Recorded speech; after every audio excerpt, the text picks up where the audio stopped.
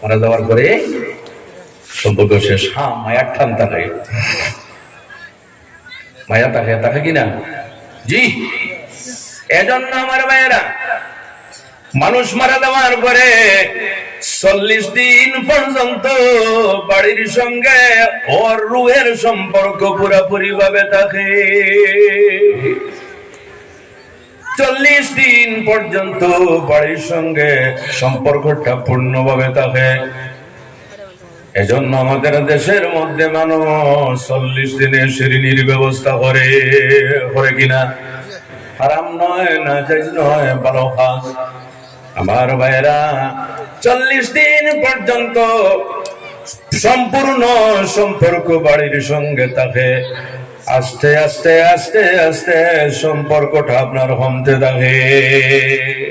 যেভাবে আপনার মেয়েকে যদি বিবাহ দেন, বিবাহ দেওয়ার পরে আপনার মেয়েকে 15 দিনের মধ্যে একবার আনবেন, মাসের মধ্যে আরেকবার আনবেন, 1 মাসে একবার আনবেন, 2 মাসে একবার আনবেন। কারণ নতুন বাড়ির মধ্যে গিয়েছে, ওই বাড়িতে অ্যাডজাস্ট হইতে সময় লাগে। এর জন্য ওখানে রাখার পরে বারবার বাড়িতে আনা হয়, আবার পাঠানো হয়, আবার আনা হয়, আবার পাঠানো হয়। কিন্তু ওই মেয়ের যখন কোন সন্তান জন্মগ্রহণ করে, তখন ওই মেয়ে বাড়িতে আসতে আর রাজি হয় না, ঠিক কিনা? এইভাবে আমার মায়েরা, নেককার মানুষ যদি থাকে, কবরে যাওয়ার পরে তার মনের মধ্যে আসে, নেককার মানুষকে যখন জুমার নামাজ পড়ার পরে নিয়ে যাওয়া হয়, তখন সে বলে, আমার ভাই বিরাদর বন্ধু বান্ধব যারা আছো, দেখ করিও না, বিলম্ব করিও না, আমাকে আমার ঘর পর্যন্ত তাড়াতাড়ি পৌঁছিয়ে দাও।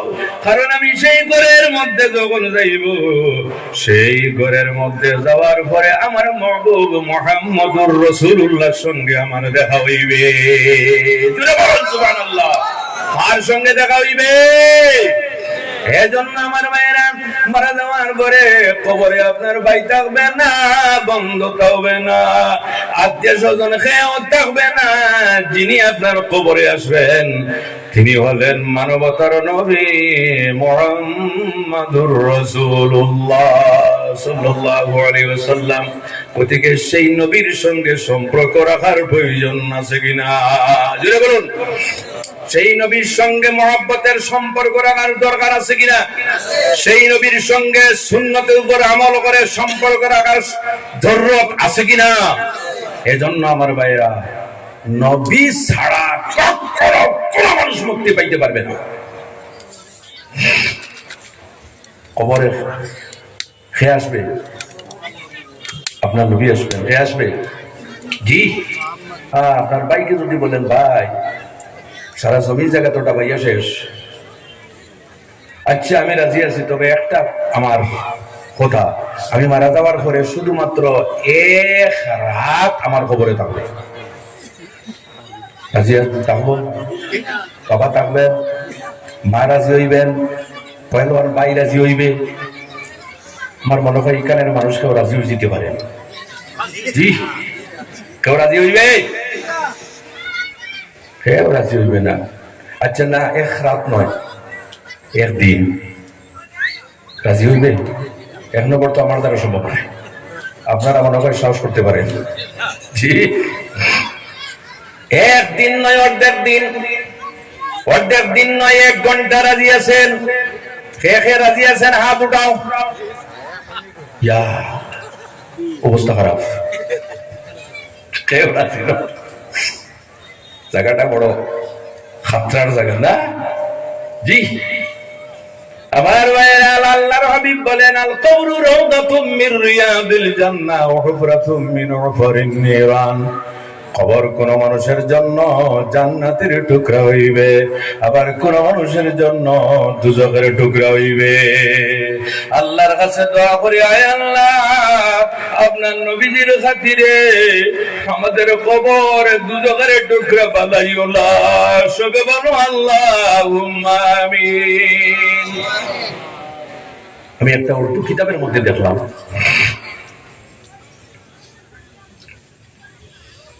যে একজন মৌলানা মারা গেছে,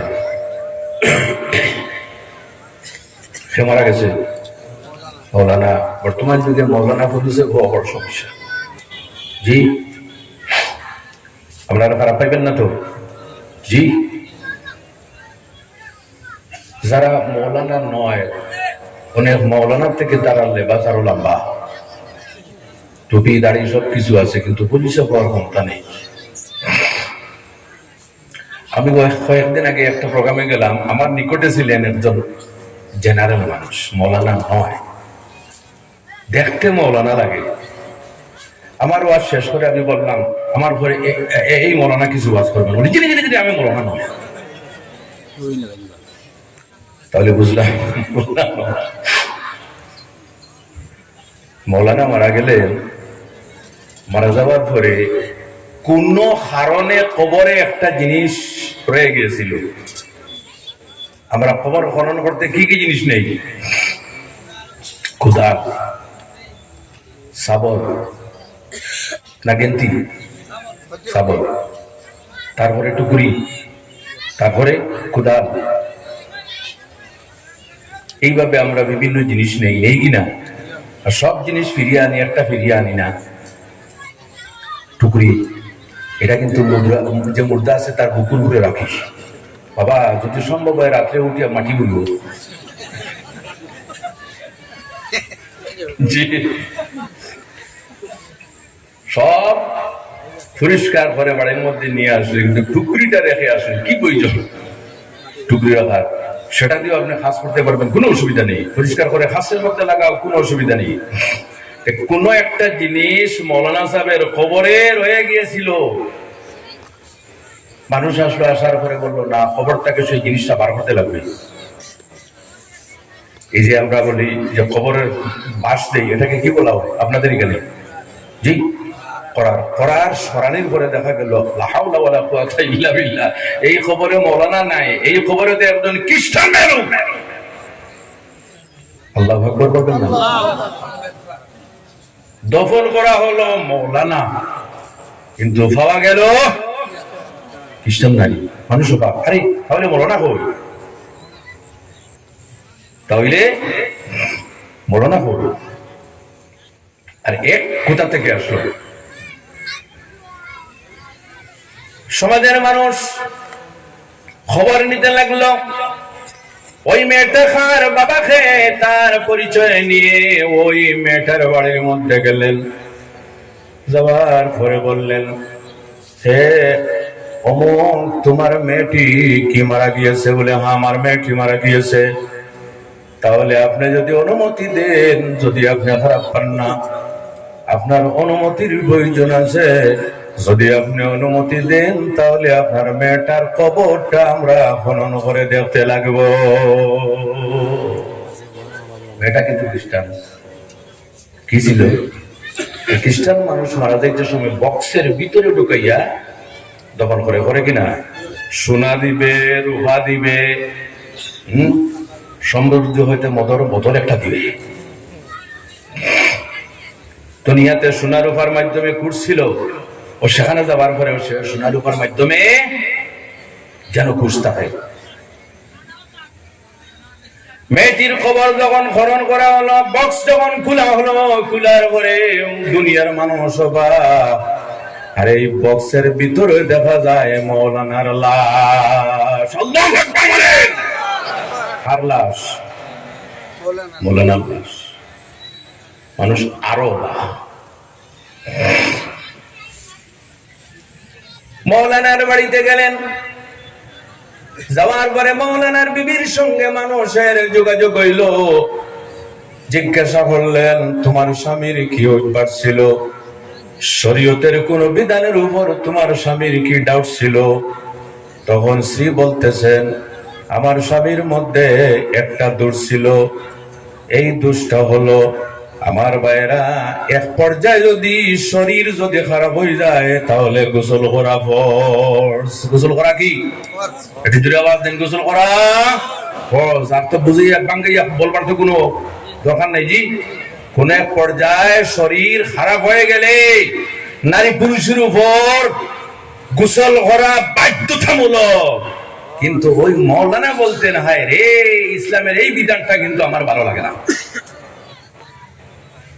কে বলতেছেন? ওই মৌলানা। জি, লম্বা কুর্তা, লম্বা পাগড়ি দেখিয়ে পাগল হইল না। অনেক মসজিদে বাংলাদেশের মধ্যে দেখা গিয়েছে 20 বছর 25 বছর ইমামতি করার পরে দেখা গেছে খ্রিস্টান। অনেক মসজিদে দেখা গেছে ইহুদি। কি পরিমাণ চক্রান্ত! জি, আমি কথা বলতেছি না এইভাবে কোন লেবাসদারি মানুষ দেখলে আপনারা মাথা না, কি প্রয়োজন?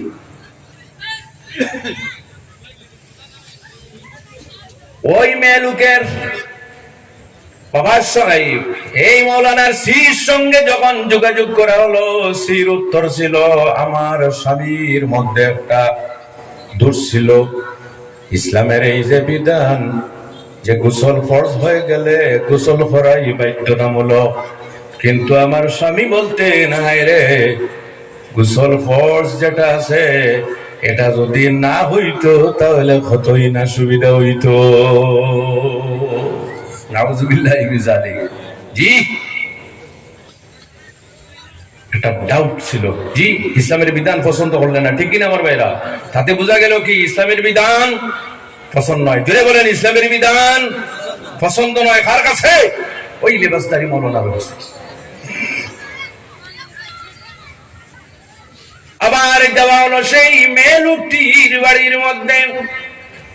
শুনেন, সেই মেয়েটির বাড়ির মধ্যে গিয়ে যখন বাবার সঙ্গে যোগাযোগ করে মানুষেরা বলল, আপনার মেয়ের মধ্যে কি হ্যাবিট ছিল? বাবা বলতেছেন, আমার মেয়ের মধ্যে জীবনে কোনদিন আমার মেয়ে এইভাবে স্বভাবের ছিল না, কিন্তু আজকে 1 বছর থেকে আমি দেখি আমার মেয়েটি একা একা ঘরের মধ্যে দাঁড়িয়ে কোন সময় নত হয়, কোন সময় তার কপালটা মাটির মধ্যে লাগায়। সুবহানাল্লাহ জুড়ে বলেন। তাহলে বোঝা যায় কি করে? জুড়ে বলেন, কি করে? নামাজ পড়ে। আবার দেখা যায় ইসলামের কোরআন বের করে আমার মেয়েটি পড়াশোনা করে। এইভাবে আমার মেয়ের মধ্যে এই স্বভাবটা ছিল।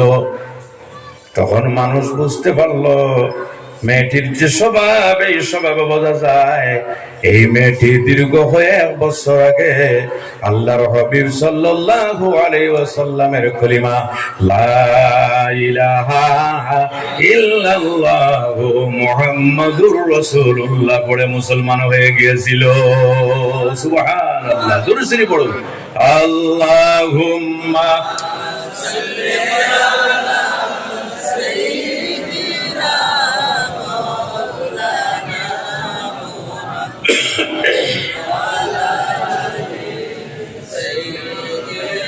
আরে একটু জোরে পড়েন না আপনারা। আল্লাহুম্মা সাল্লি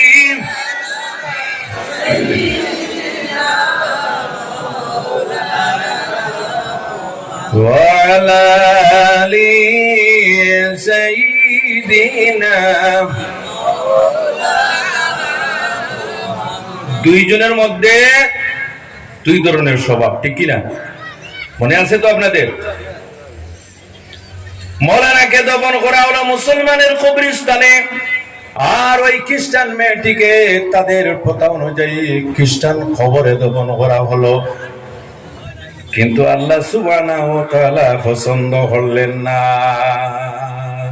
ইসলামের বিধানের উপর মৌলানার কিন্তু ডাউট ছিল, সন্দেহ ছিল, তাই আল্লাহ পছন্দ করলেন না মুসলমানের কবরস্থানে থাকবে। ওদিকে আল্লাহ ওই মৌলানাকে খ্রিস্টান মেয়ে লোকের খবরে ট্রান্সফার করে ওই খ্রিস্টান মেয়েটিকে আল্লাহ মুসলমানের কবরে পৌঁছে দিয়েছে।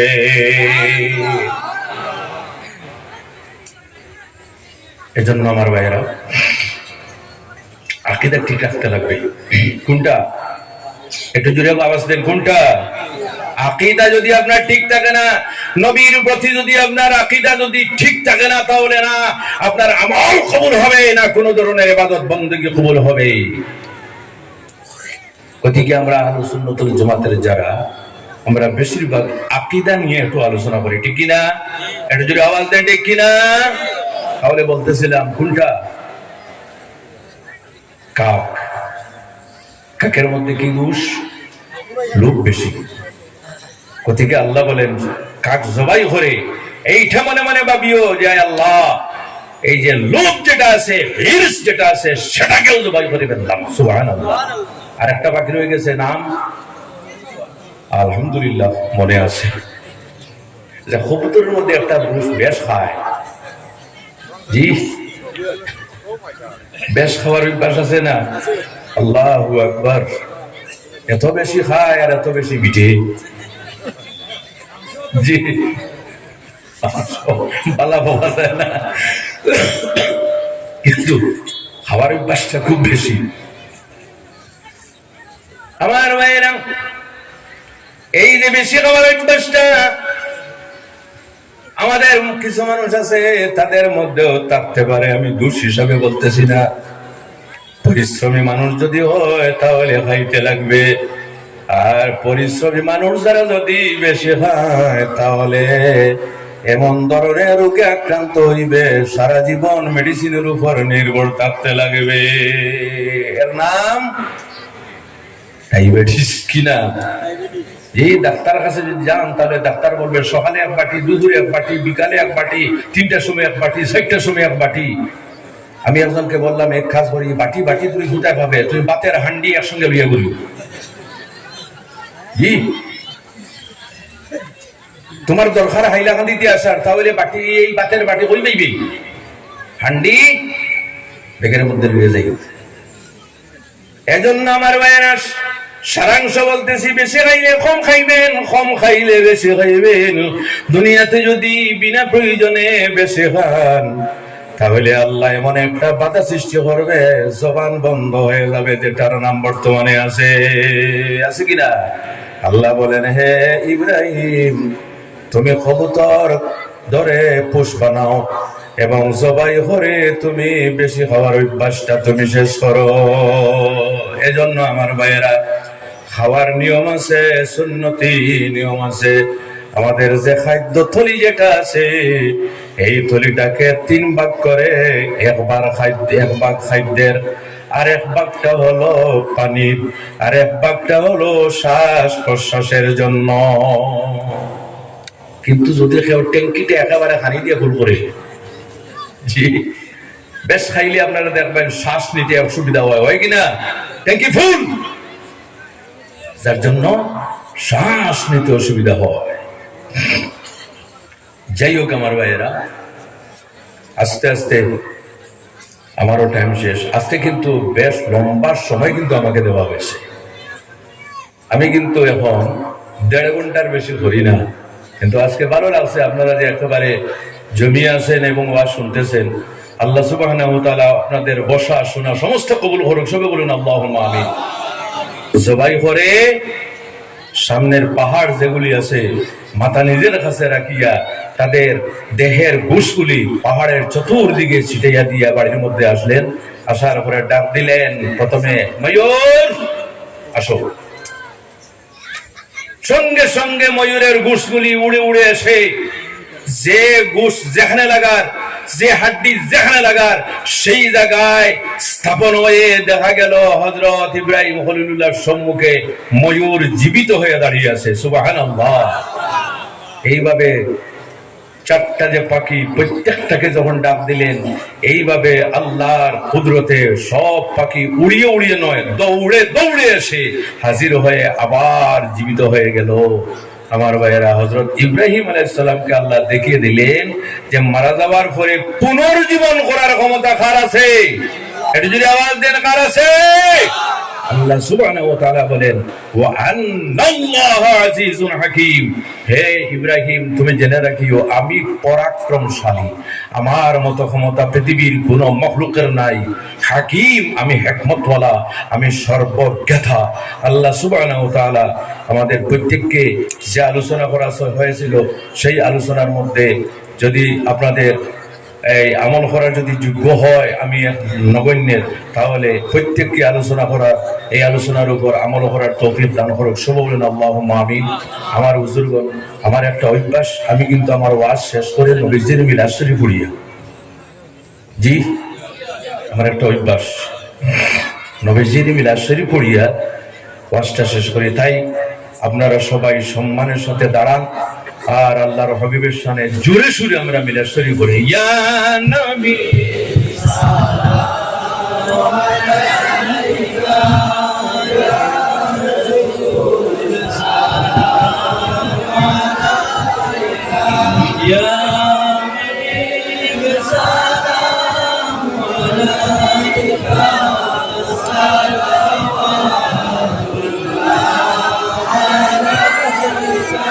এই আওয়াজ হবে না, আরো জোরে, আরো জোরে। মিলাদ শরীফ পড়তে যদি আওয়াজ বাইর হয় না, তাহলে মহব্বতের পরিচয় কি হবে? মুস্তাফা জানে রহমত পে সালাম শমে বজ মে হিদায়ত পেলা মুস্তাফা জানে রহমত পে সালাম শমে বজ মে হিদায়ত পেলা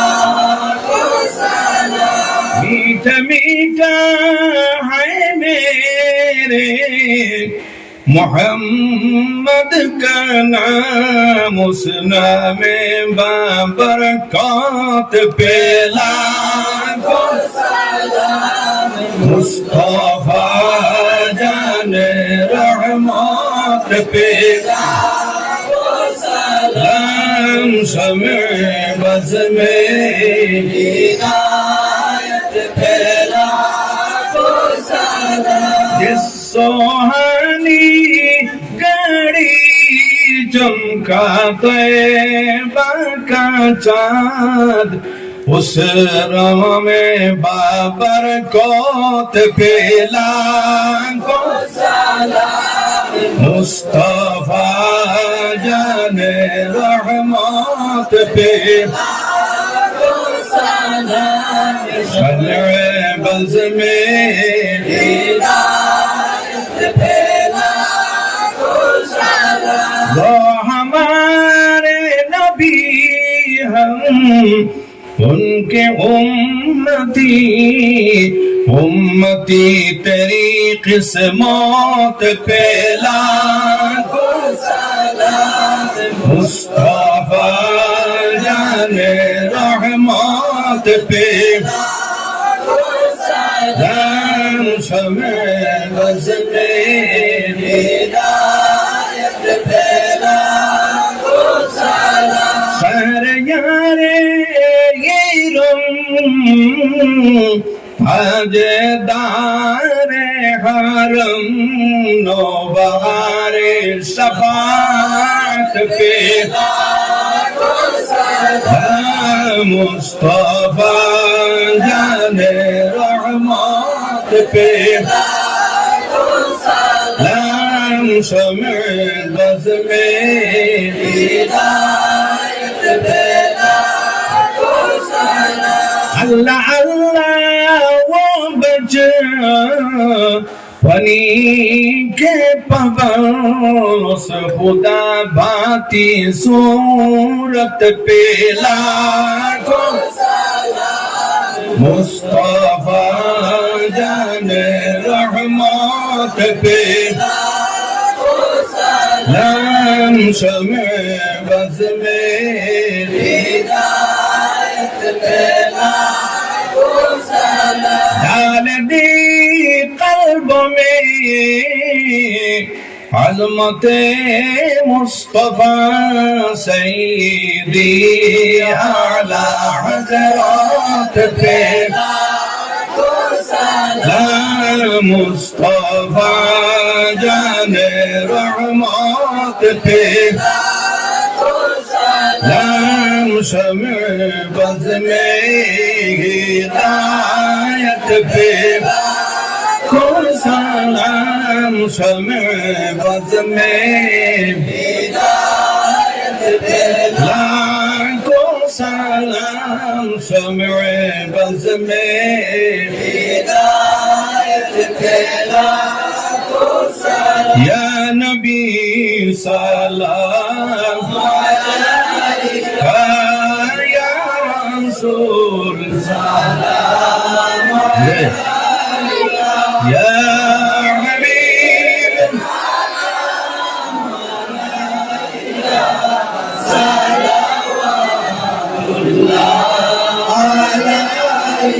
नबी गो আপন জানিয়া মিলাদে হাজির হইয়া দেখাও না পর্দা উঠাইয়া দেখিব নয়ন ভরিয়া ইয়া নবী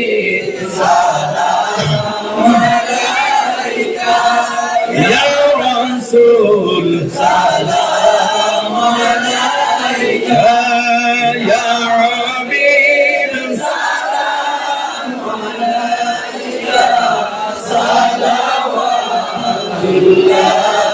alaika Nabi নূরের পয়দা সেই নূরের জগৎ জালা নবীজি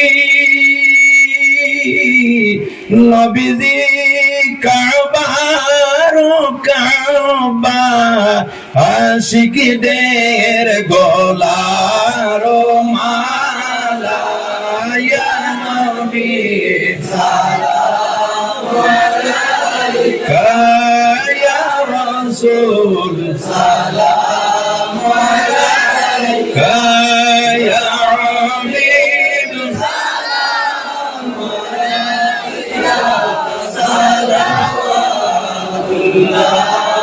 আলাইকা ইয়া রাসূলুল্লাহ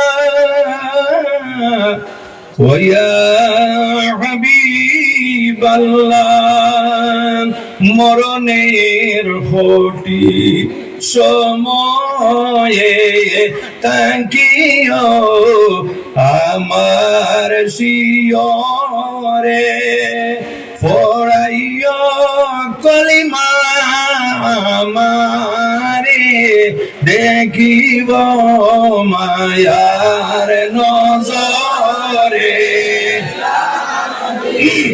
সালাম আলাইকা ইয়া রাসূল সালাম আলাইকা ইয়া হাবিব সালাম আলাইকা সালাওয়াতুল্লাহ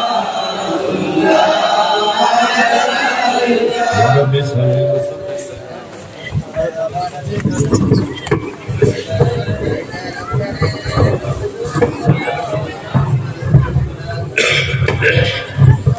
محمد يا رسول الله شفاعتك جي لله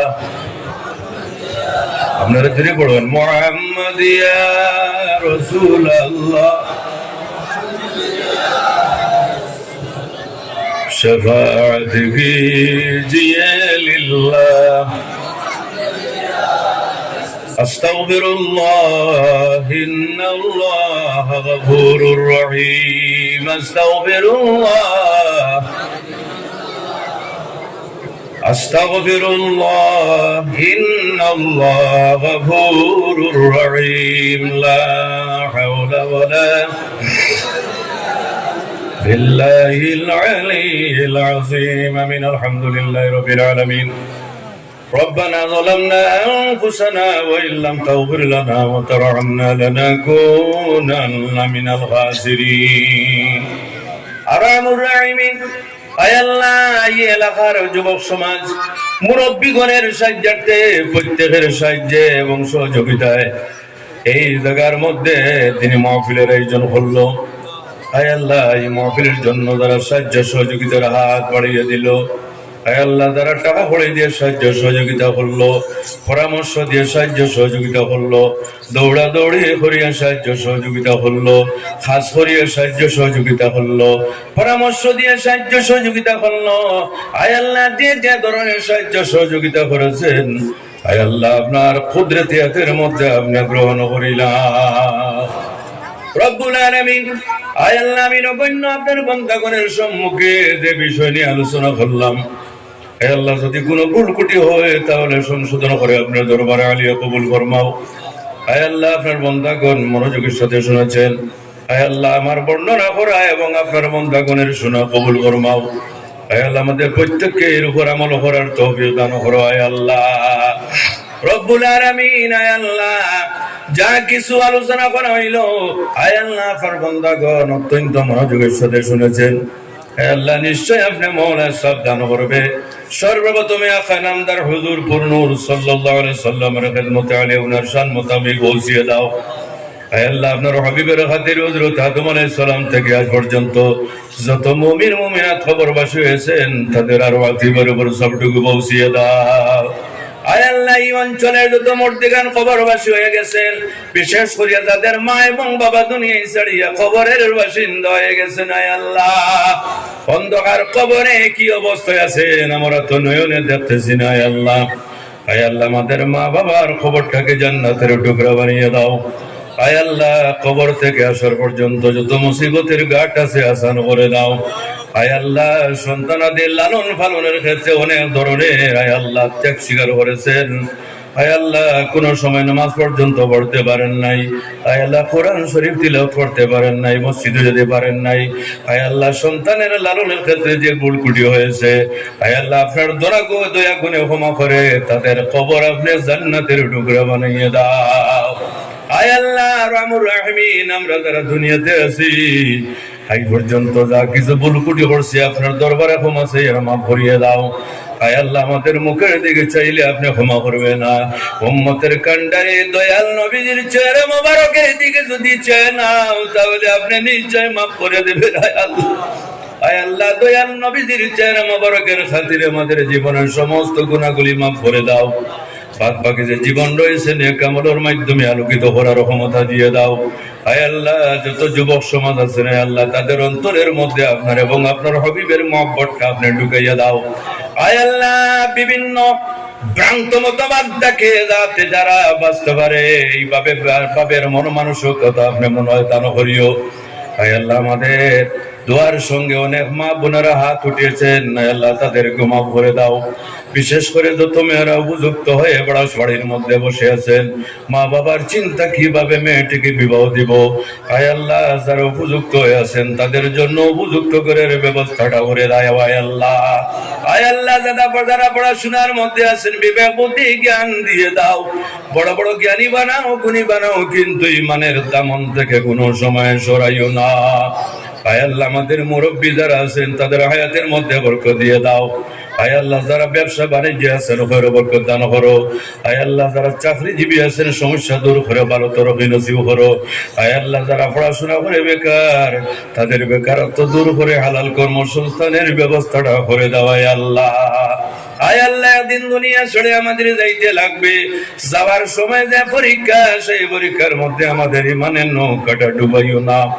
আয় আল্লাহ সেই সময় আপনার হাবিব আকাইন সালাম আমাদের সম্মুখে রাখিও, নয়ন ভরে দেখাইও এবং আমাদের জবান থেকে জীবনের শেষ কথাটা বাইর করাইও, লা ইলাহা ইল্লাল্লাহু মুহাম্মাদুর রাসূলুল্লাহ।